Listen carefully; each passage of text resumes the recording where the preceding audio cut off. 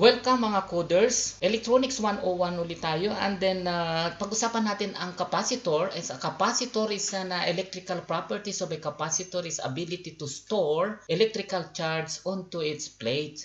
And then the conductive plates with the area in meters squared and the distance in meters is the dielectric with the permittivity of the air, which is equal to 8.84 times 10 to minus 12. And using this formula, ito ngayon ang capacitance equals the permittivity multiplied by the area over the distance. At ito yung ating electrolytic capacitor, and then ito yung ating ceramic capacitor. At this is the symbol, the polarized and the non-polarized capacitor. Next, and this circuit, example lang ito sa mga kita natin sa mga applications sa isang device that there is a parallel components of capacitor with different values because ang ating device ay mayroong magko-compensate ng different frequencies, no, bandwidth, at ito ang mag-filter out ng mga high frequency, example sa 10 MHz or more than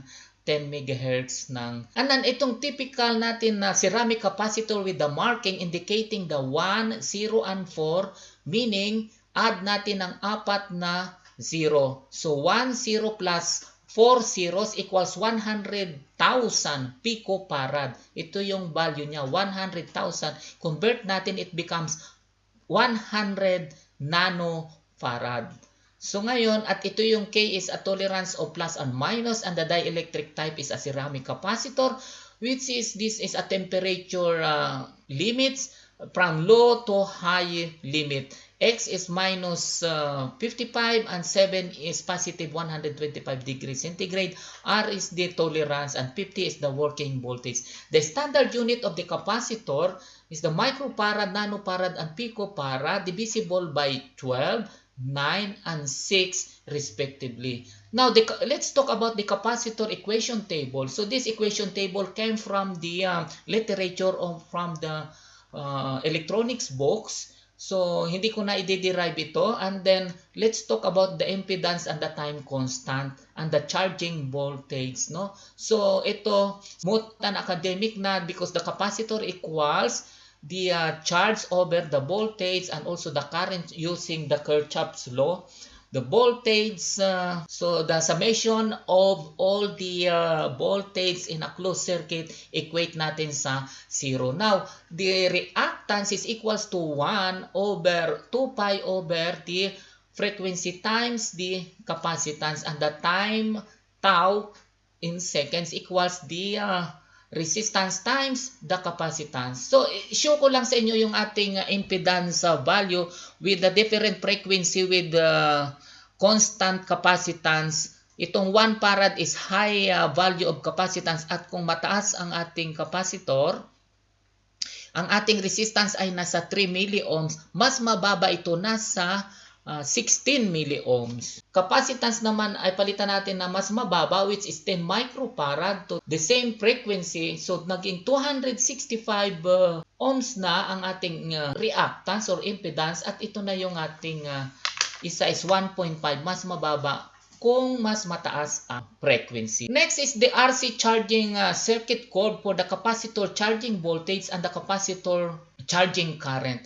So, meron tayong definition, T equals RC, and then ang ating R equals 330 ohms or 30.033 kiloohms multiplied natin sa 10 microfarad, mayroon tayong 3 milliseconds. And then, pag i-multiply natin ng 5 times, may 17 milliseconds tayo na fully charged ang ating capacitor. At anong ibig sabihin nun?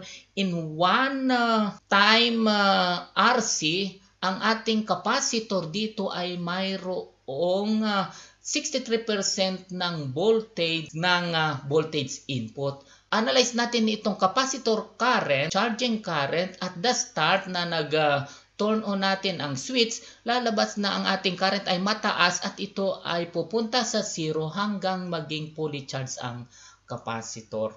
Next, ang mga application ng ating capacitor, pag-usapan natin. Ito nga yung ating time constant, ito yung ating charging voltage and discharging current. So, smoothing capacitor, at ito yung ginagamit natin na pang-filter sa power supply. And then ang coupling capacitor, pag nag-connect tayo ng two-stage of amplifier that allows the AC signal while blocking the DC static signal. Now, the decoupling capacitor or sometimes called as the bypass capacitor, at ito naman ay ginagamit natin na nire-remove, so tinatanggal natin ang any AC signal that is in the DC bias, so the power rail. So ito ngayon ang black AC that pass the DC signal, and ito yung ating time constant element for the analog and digital application.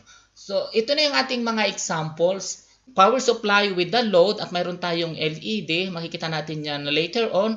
After that, pag ito'y naka-close, ang ginagamit natin ang capacitor, mayroon tayong ripple voltage. Walang capacitor, ang ating rectified voltage ay ang full wave resultant of the positive half wave and the negative half wave. So ito yung full wave rectified voltage signal. After that, ito naman yung ating high pass or the coupling circuit. The capacitor is series with the input signal where it passes the AC signal. Low pass, which is the capacitor is in parallel with the input signal.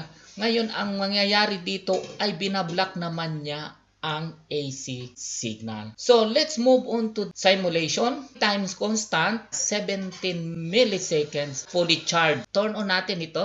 Ito ngayon ang ating capacitor. Mayroon tayong view dito ng scope. Current muna ay tataas sa maximum, and then after that, ito ay makikita natin dito is itong division ng ating scope ay 10 milliseconds at ang requirement lang natin ay hanggang 17 milliseconds. Makikita niyo dito naging straight na siya, and then ito ngayon ang 17 milliseconds kasi 10.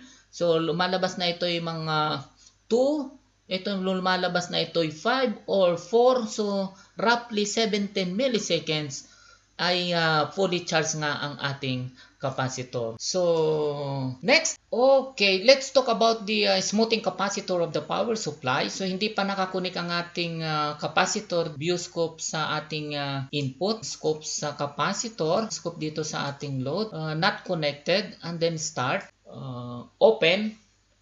At ang ating output dito ay ang ating rectified resultant full wave positive half plus the negative half. So, ito yung hindi pa na filter out. So malinaw mga coders. Next, i-switch on ang ating capacitor. So makikita natin, no, mayroon tayong charging ng current ng capacitor dito. At the same time, mayroon na tayong rectified voltage dito sa capacitor. The same time, ganun din dito sa output. Filter out pa natin ito kung ating dadagdagan itong capacitor. Tingnan natin at dagdagan din natin yung load. At ito ay magiging smooth lalo yung ating desired DC line. Stop natin. So, palitan natin itong capacitor ng 1,000 microfarad. So, 1,000 microfarad is 1 millifarad na. And edit natin, gawin natin itong 300 ohms para makita natin kung ano ang reaction. Kasi halimbawa sa pagdidesign natin, kailangan malaman natin na ang ating requirement kung ilan ang load para makalculate natin ng tama ang ating smoothing capacitor. So ayan na. So kung makikita natin ito, so almost line. Maliit na lang, konti na lang. So after that, palitan pa natin itong ating load. Gawin natin 1K. DC line ngayon ang ating output at maging dito sa ating capacitor. Ito yung ating sa capacitor. Oh. Balikan natin at tanggalin natin yung capacitor ulit. So, babalik ulit siya sa full wave, unfiltered. So, pag kinabit natin ito, ang mangyayari, magiging filtered na ang ating perfect DC line with the 1,000 microfarad with 1K of load. Next, let's move to the high pass and the low pass. Tingnan natin dito ang view scope sa output and then view scope din dito sa output ng low pass. Turn it on natin and then start. So, nag-start tayo sa 20 Hz. papunta sa 1 kHz. Sa umpisa sa 1 kHz, magpapas ang AC dito sa high pass, while dito sa 1 kHz ang ating low pass ay ipapas niya ang DC. Different application ng ating capacitor sa ating sirkito maging sa analog or sa digital application. So maraming salamat at mabuhay tayo. Bye!